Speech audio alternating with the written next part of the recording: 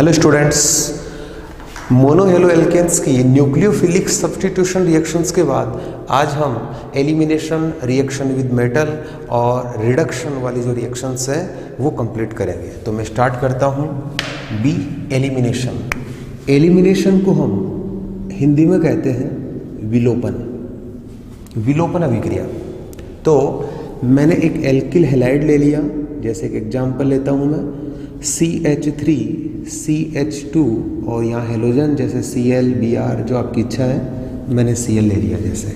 और इसकी रिएक्शन अगर आप एल्कोहलिक KOH के साथ करवाते हो, एल्कोहलिक KOH का मतलब है कोई एल्कोहल मिला हुआ है KOH में, जलीय KOH नहीं है।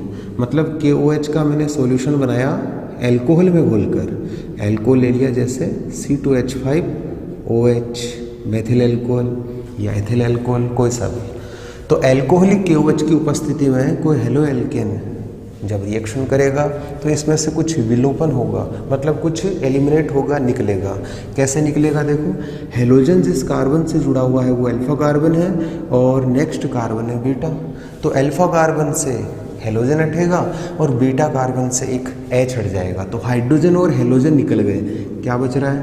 CH2 और CH2, बीच में डबल बॉन्ड लगा दिया क्योंकि मुझे कार्बन की वैलेंसीज या संयोजकता पूरी करनी है। तो दो कार्बन का मैंने एल्किल हैलाइड लिया, दो ही कार्बन की एक एल्कीन बन गई जिसका नाम एथीन है, और इससे क्या निकला? H और Cl, हाइड्रोजन और हेलोजन।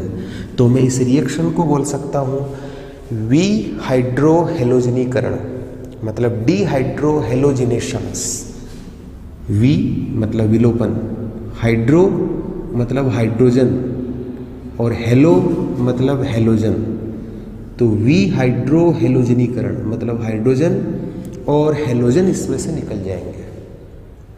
तो बीटा हाइड्रोजन होना जरूरी होगा। अगर किसी हेलो एल्केन में बीटा हाइड्रोजन नहीं होगा तो फिर उसका विलोपन नहीं हो पाएगा, क्योंकि अल्फा कार्बन से हेलोजन हटेगा तो बीटा कार्बन से एक हाइड्रोजन भी हटना जरूरी है। तो मैं यहाँ पर एक एल्किल हैलाइड और ले लेता हूँ, जैसे मैंने ले लिया ये 3 डिग्री एल्किल हैलाइड। इसमें एल्कोहलिक KOH डाल देता हूँ, गरम कर देता हूँ। यहाँ पर भी आप गरम कर सकते हो, C2H5OH और KOH भी लिख सकते हो।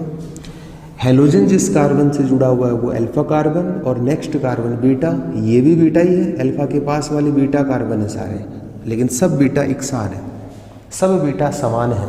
तो किसी भी एक बीटा कार्बन से एक हाइड्रोजन हटाना है, बीटा हाइड्रोजन हटेगा और एक Br हटेगा। जहाँ से ये हाइड्रोजन हट रहा है कार्बन से और जहाँ से Br हट रहा है, उन कार्बनों के बीच एक डबल बॉन्ड आ जाएगा। तो प्रोडक्ट बन गया ये, जिसको हम एल्कीन कहेंगे। इसका जो भी IUPAC नेम वगैरह है, H और Br निकल गया।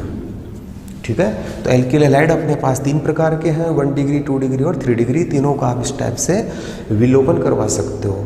मैं इस विलोपन को बीटा विलोपन भी नाम दे सकता हूँ। क्यों? क्योंकि यहाँ पर बीटा हाइड्रोजन निकल रहा है, अल्फा कार्बन से तो हेलोजन हटेगा और बीटा कार्बन से हाइड्रोजन हटेगा। तो मैं इसको बीटा एलिमिनेशन या मैं कहूँ बीटा विलोपन भी बोल सकता हूँ। क्लियर? एक एल्किल हैलाइड और लेता हूँ, जैसे CH3 CH2 CH और एक CH3 और यहाँ Cl लगा दिया। 1 2 3 4 कार्बन है, 2 पे क्लोरो है, 2 क्लोरोब्यूटेन, 2 क्लोरोब्यूटेन लिया और वही काम किया अपन ने, एल्कोहलिक KOH ले लिया और गर्म कर दिया। कैसे हाइड्रोजन और हेलोजन हटेगा देखते हैं। हेलोजन जिस कार्बन से जुड़ा हुआ है वो अल्फा कार्बन है और अल्फा के पास वाले कार्बन है बीटा कार्बन। यहाँ पर 2 टाइप के बीटा कार्बन है, अलग अलग टाइप है। इस बीटा कार्बन पर 3 हाइड्रोजन जुड़ रहे हैं और इस बीटा कार्बन पे 2 हाइड्रोजन जुड़ रहे हैं। तो मैं एक बार तो यहाँ से H और Cl हटा देता हूँ। अगर मैं यहाँ से H और Cl हटाऊंगा तो यहाँ पर डबल बॉन्ड आएगा, तो प्रोडक्ट बनेगा CH3 CH CH CH3। दोबारा देख लो, H और Cl हटाया मैंने, यहाँ डबल बॉन्ड आया। और अगर मैं यहाँ से H और Cl हटा दूँ तो इस जगह डबल बॉन्ड आएगा। तो एक प्रोडक्ट ये भी बन गया। इसको हम 1 ब्यूटीन कह देते हैं और इसको हम 2 ब्यूटीन कह देते हैं, क्योंकि यहाँ डबल बॉन्ड दूसरे कार्बन पर है और यहाँ डबल बॉन्ड पहले कार्बन पर मानते हैं अपन। तो ये 1 ब्यूटीन और ये 2 ब्यूटीन है, तो 2 एल्कीन बन गई। ऐसे समझो जैसे इसके 100 मॉलिक्यूल्स हैं, इसके अणुओं की संख्या 100 है, तो 100 में से लगभग 80% तो ये बनेगा, या मैं कह दूं 100 इसके अणु थे तो उनमें 80 अणु तो इसके बनेंगे और बाकी 20 एक इसके बन जाएंगे। मतलब 80% तो ये बना और 20% ये बना। तो ऐसा क्यों हुआ भाई? मेजर प्रोडक्ट 2 ब्यूटीन क्यों बना? यहाँ पर एक रूल लगाते हैं अपन और उस रूल को कहते हैं सेट-जेफ रूल। सेट-जेफ रूल ये बोर्ड एग्जाम में आया हुआ भी है कि सेट-जेफ नियम क्या है, कोई अभिक्रिया के द्वारा इसको समझाइए। तो सेट-जेफ रूल क्या कहता है? यदि किसी हेलो एल्केन के डिहाइड्रोहेलोजिनेशन से, मतलब हाइड्रोजन और हेलोजन के निकलने से एक से अधिक एल्कीन बनने का चांस हो, एक से अधिक एल्कीन बनने की संभावना हो, तो वह एल्कीन ज़्यादा बनेगी जिसमें सब्स्टिट्यूएंट एल्किल ग्रुप ज़्यादा होते हैं। यहाँ पर देखो एल्किल 2 हैं जबकि यहाँ पर एल्किल केवल 1 है, तो ये वाली जो एल्कीन है वो ज़्यादा बनेगी अकॉर्डिंग टू सेट-जेफ रूल। दोबारा सुन लो, यदि किसी हेलो एल्केन के विहाइड्रोहेलोजनीकरण से एक से अधिक एल्कीन बनने की संभावना हो तो वह एल्कीन अधिक मात्रा में बनेगी जिसमें प्रतिस्थापित एल्किल समूहों की संख्या अधिक होती है। तो 2-क्लोरोब्यूटेन में एल्कोहलिक KOH डाल के गर्म करोगे तो प्रोडक्ट दोनों बनेंगे, लेकिन मेजर प्रोडक्ट पूछा जाए तो केवल ये बनेगा। क्लियर? एक आध रिएक्शन अपन इसकी और लेते हैं। मैंने लिया एक एल्किल हैलाइड जो कि 1 डिग्री है, 1 क्लोरोब्यूटेन, ये 2 क्लोरोब्यूटेन, ये 1 क्लोरोब्यूटेन। हेलोजन जिस कार्बन से जुड़ा हुआ वो अल्फा कार्बन है और पास वाला कार्बन बीटा है। अगर आप एल्कोहलिक KOH डालकर इसको भी गर्म कर देते हो तो बीटा से H हटेगा और इससे Cl हटेगा, यहाँ डबल बॉन्ड आएगा तो प्रोडक्ट बना CH3CH2CH double bond CH2, H और Cl तो निकल गया, उसको छोड़ो। मेन प्रोडक्ट ये बना और नाम इसका मालूम ही है 1 ब्यूटीन, क्योंकि आप अगर IUPAC में इन कार्बनों को नंबर देते हो तो डबल बॉन्ड की साइड से नंबरिंग करेंगे तो ब्यूट 1 इन या 1 ब्यूटीन ये बना। तो एक मज़ेदार बात सुनो कि 2 क्लोरोब्यूटेन लिया और उसका हमने डिहाइड्रोहेलोजिनेशन करवाया तो 2 प्रोडक्ट बने, 1 ब्यूटीन भी 2 ब्यूटीन भी। हाँ, मेजर प्रोडक्ट ये बन रहा है 2 ब्यूटीन। और अगर आप 1 क्लोरोब्यूटेन लेते हो तो केवल सिंगल प्रोडक्ट बनेगा, केवल एक ही उत्पाद बनेगा और क्या बनेगा? 1 ब्यूटीन। क्लियर? तो मैंने एल्किल हैलाइड हर टाइप का ले लिया, 1 डिग्री भी लिया, 2 डिग्री भी लिया और 3 डिग्री भी लिया। 3 प्रकार के अपने पास एल्किल हैलाइड हैं, एक 1 डिग्री एल्किल हैलाइड, एक 2 डिग्री एल्किल हैलाइड और एक 3 डिग्री एल्किल हैलाइड। ये 3 डिग्री है, ये 2 डिग्री और ये 1 डिग्री। इस रिएक्शंस के लिए, मतलब डिहाइड्रोहेलोजिनेशन रिएक्शंस के लिए इन तीनों एल्किल हैलाइड में मोर रिएक्टिव कौन सा होगा, सबसे ज़्यादा क्रियाशील कौन सा होगा, उससे कम कौन सा होगा और सबसे कम कौन सा होगा, तो ये इसका ऑर्डर होगा। 3 degree alkyl halide is more reactive इस रिएक्शंस के लिए। क्लियर? यहाँ पर अगर मैं हेलोजन जो है वो अगर अलग अलग ले लूँ तो रिएक्टिविटी ऑर्डर क्या होगा वो भी देख लेते हैं। एल्किल ग्रुप मैंने सेम ले लिया और हेलोजन अपने पास है F, Cl, Br और I। तो इनमें से ये जो I है वो सबसे जल्दी हटेगा, हेलोजन हटेगा और उसके पास में जो बीटा कार्बन है उससे हाइड्रोजन भी हटेगा, लेकिन ये हेलोजन इजीली हटेगा क्योंकि इसका जो आकार है, साइज है वो बड़ी है। तो मैं कह दूंगा इसका भी रिएक्टिविटी ऑर्डर ये होगा, सबसे ज़्यादा क्रियाशील इसमें भी Ri होगा। किस रिएक्शंस के लिए? एलिमिनेशन, बीटा विलोपन या विहाइड्रोहेलोजनीकरण, एक ही बात है। बीटा विलोपन या एलिमिनेशन रिएक्शंस के बाद अब हम पढ़ेंगे reaction number C, reaction with metal. कुछ धातुओं के साथ हम अभिक्रिया करवाएंगे। तो रिएक्शन विद मेटल्स में सबसे फर्स्ट रिएक्शंस, मैं पहले हेडिंग दे देता हूं C, रिएक्शंस विद मेटल्स। धातुओं में मैं सबसे पहले लेता हूँ सोडियम। सोडियम के साथ मैं हेलो एल्केन की रिएक्शन करवाऊँ, क्या बनता है? यदि किसी हेलो एल्केन की रिएक्शन सोडियम से करवाऊँ in presence of dry ether, शुष्क ईथर की उपस्थिति में, तो दुगने कार्बन वाली एल्केन बनेगी।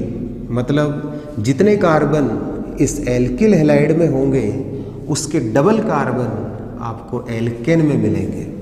अगर यहाँ एक कार्बन की एल्किल हैलाइड लेते हो तो 2 कार्बन का एल्केन मिलेगा। अगर आप यहाँ पर 2 कार्बन का कोई एल्किल हैलाइड लेते हो तो उसके डबल 4 कार्बन का कोई एल्केन बनेगा। जैसे मैंने एल्किल हैलाइड लिया CH3Br और सोडियम डाल दिया और ड्राई ईथर ले लिया, तो शुष्क ईथर की उपस्थिति में सोडियम के साथ रिएक्शन होगी इसकी और प्रोडक्ट बनेगा CH3CH3।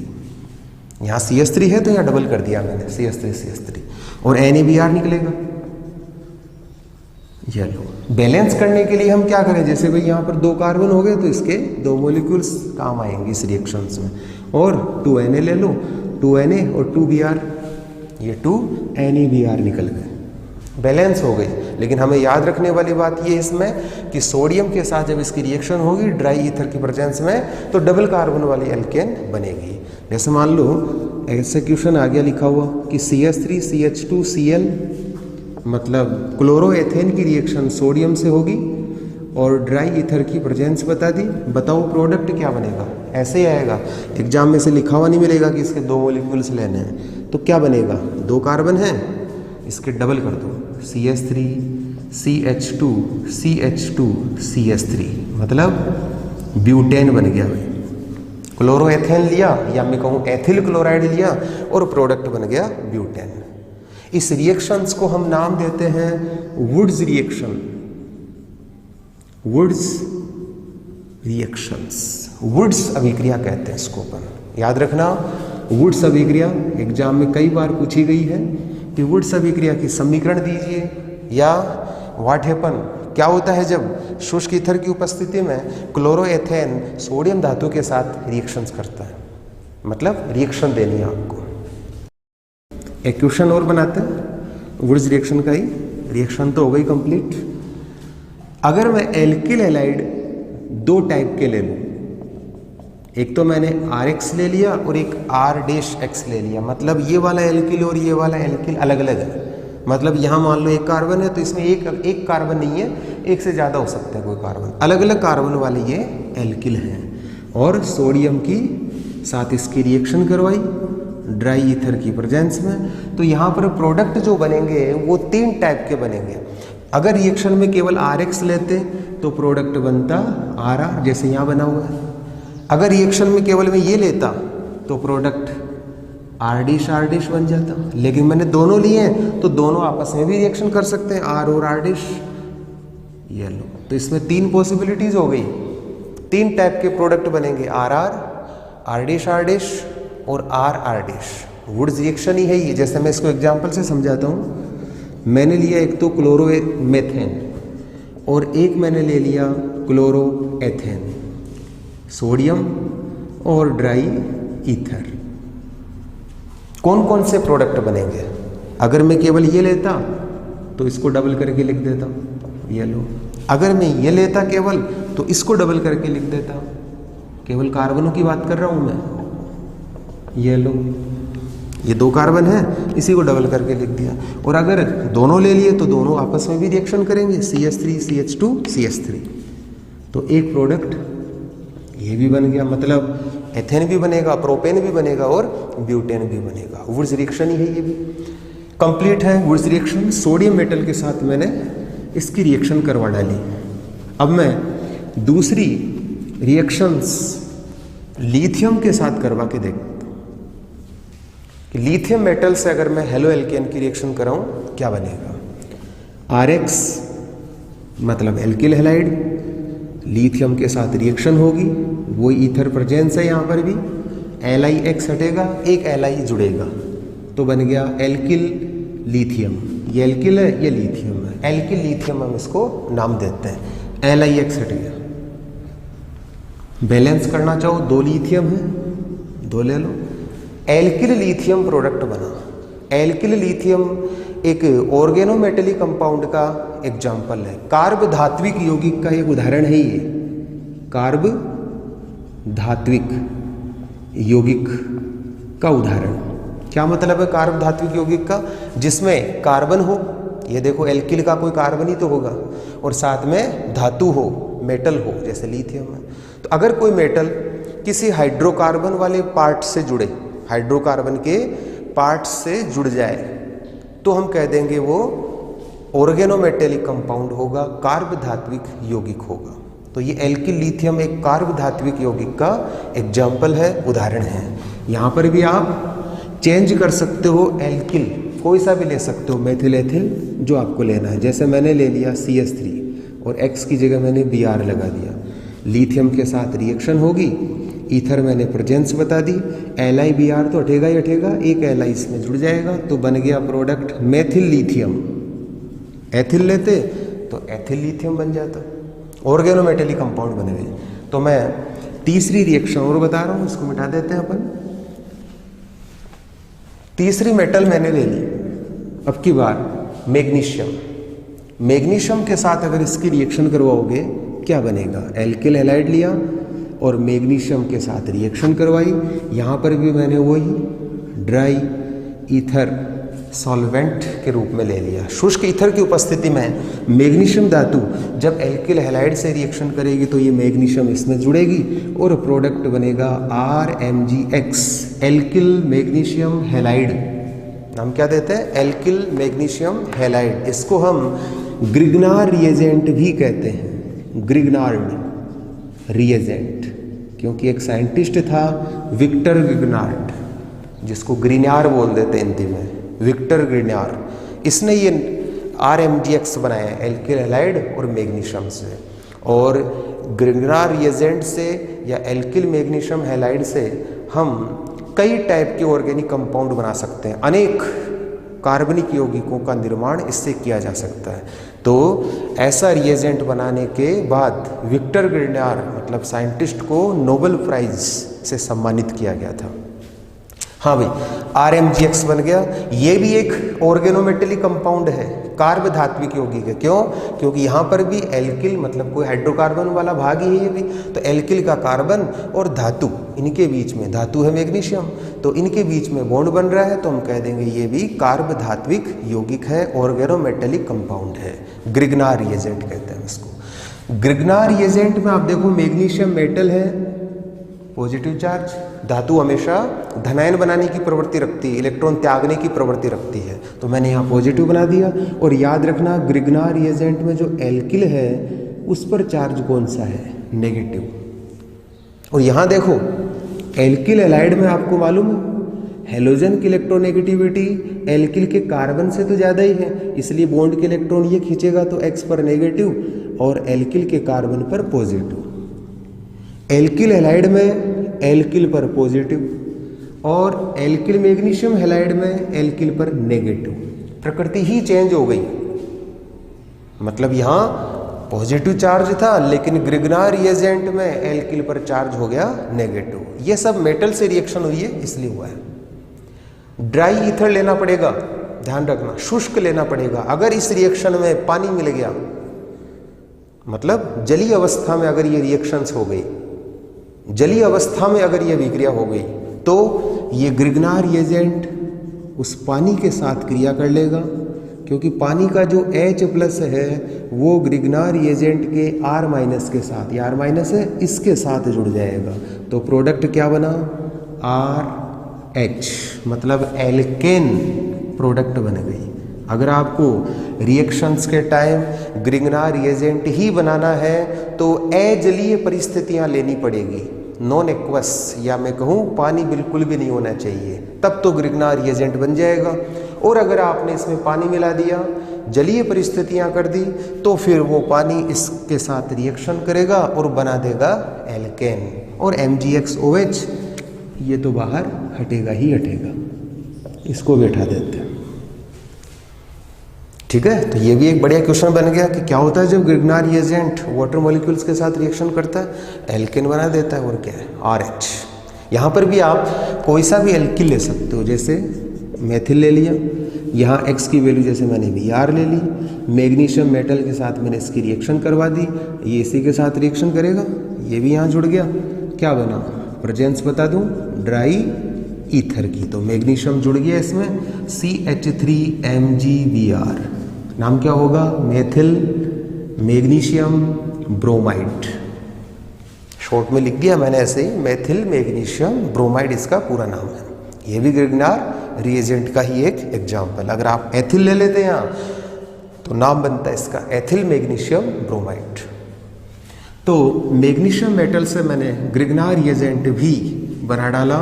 अब हम फोर्थ मेटल लेते हैं और रिएक्शन करवा के देखते हैं।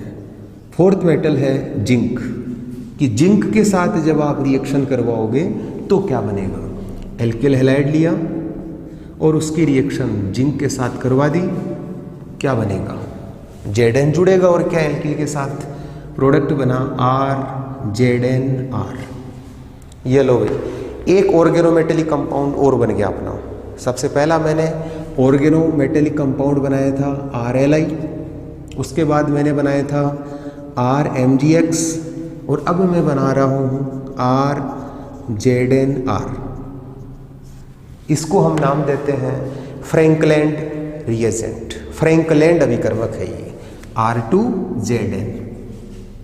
इसको भी अगर रिएक्शन को बैलेंस करना है तो 2 ले लो आप, और इसके भी आप 2 ले लो क्योंकि यहाँ एल्किल 2 है, ZnH2, ये भी निकल जाएगा, प्रोडक्ट बनेगा डाई एल्किल जिंक। 2 एल्किल हैं तो डाई एल्किल और जिंक के साथ जुड़ रहे हैं। ऑर्गेनोमेटेलिक मतलब कार्ब धात्विक यौगिक का एक ये उदाहरण है। यहाँ पर R की वैल्यू जैसे मैंने CH3 मान ली, X में मैंने Cl ले लिया, Zn के साथ रिएक्शन करवा ली। यहाँ पर भी आप वही ड्राई ईथर तो ले ही सकते हो, तो ड्राई ईथर लेकर जिंक के साथ रिएक्शन करवा ली, इसके 2 मॉलिक्यूल्स काम आएंगे तो प्रोडक्ट बनेगा ये वाला डाई मेथिल जिंक। मैंने दोनों एल्किलों को एक जगह लिख दिया, डाई मेथिल जिंक और ZnCl2। ये लो, बैलेंस करना है तो ये लगा देते हैं। तो जिंक मेटल से अगर रिएक्शन करवाओगे तो बनेगा फ्रैंकलैंड रिएजेंट। इसका नाम क्या बताया मैंने, फ्रैंकलैंड, फ्रैंकलैंड अभिकर्मक, फ्रैंकलैंड रिएजेंट। फोर्थ मेटल के साथ रिएक्शन करवाने के बाद अब हम एक एलॉय मेटल से वो रिएक्शन करवाते हैं, मिश्र धातु के साथ हम अभिक्रिया करवाते हैं, और वो है PbNa, मतलब लेड और सोडियम। लेड और सोडियम को मिलाकर मैंने मिश्र धातु बनाई, एलॉय बनाई, और उसके साथ में इसकी रिएक्शन करवाऊंगा। जैसे मैंने एक एल्किल ले लिया, एथिल क्लोराइड या एथिल ब्रोमाइड, और उसकी रिएक्शन मैंने करवा डाली इस एलॉय के साथ PbNa। रिएक्शन होगी और प्रोडक्ट क्या बनेगा, इसके मैंने 4 मॉलिक्यूल्स ले लिए, तो C2H5 मतलब एथिल, 4 जुड़े एक जगह, टेट्रा एथिल एक लेड के साथ जुड़ जाएंगे, तो नाम हो गया इसका टेट्रा एथिल लेड, TeL के नाम से ये जाना जाता है। और Pb 4 में से एक काम आ गया, 3 बच गए, ये लो 4 Na और Cl भी 4 है तो NaCl भी निकल गया। प्रोडक्ट मेन जो बना हुआ है वो है ये वाला TeL, tetra ethyl lead. Tetra ethyl lead का जो यूज है वो एंटीनोक एजेंट के रूप में किया जाता है। एंटीनोक एजेंट, अपस्फोटन रोधी। मोटर गाड़ियों में जो अपन ऑयल डालते हैं या मैं कहूँ पेट्रोल डीजल डालते हैं, अगर वो घटिया क्वालिटी का होगा तो जो इंजन है गाड़ी का वो जल्दी खराब हो जाएगा, खड़खड़ाहट पैदा होने लगेगी, उसको हम नाम देते हैं अपस्फोटन, नॉकिंग।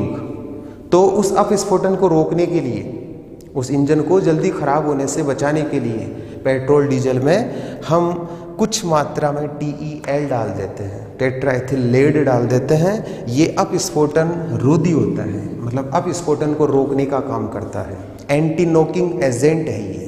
TEL। क्लियर? तो मैंने रिएक्शन विद मेटल जो रिएक्शन थी कंप्लीट बता दिया आपको। अब हम रिडक्शन पढ़ लेते हैं कि मोनो हेलो एल्केन का अगर मैं रिडक्शन करूं तो क्या बनेगा। तो स्मॉल d जो रिएक्शन है वो है रिडक्शन, मतलब अपचयन। अपचयन का मतलब जानते हैं अपन, हाइड्रोजन का जुड़ना।